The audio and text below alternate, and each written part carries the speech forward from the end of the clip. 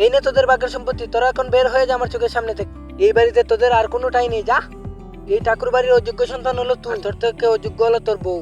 একটা রাস্তার মেয়ে এই ঘরে বউ হতে পারে না, যা।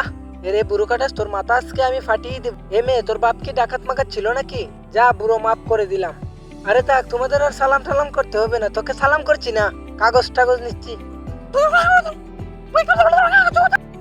মালিক মালিক, ছোট মালিক আপনার জন্য বড় একটা হাসপাতাল বানিয়েছে।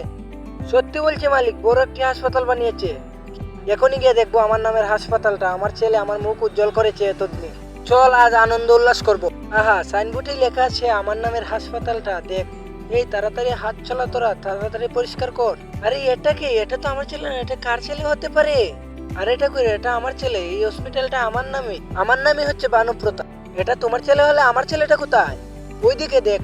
বন্ধুরা, তোমরা যদি মহান আল্লাহকে ভালোবেসে থাকেন, এই ভিডিওতে একটি লাইক করে চ্যানেলটিকে সাবস্ক্রাইব করে যাবে। আলহামদুলিল্লাহ। আরে পিতাজি, আমরা তো এদিকে।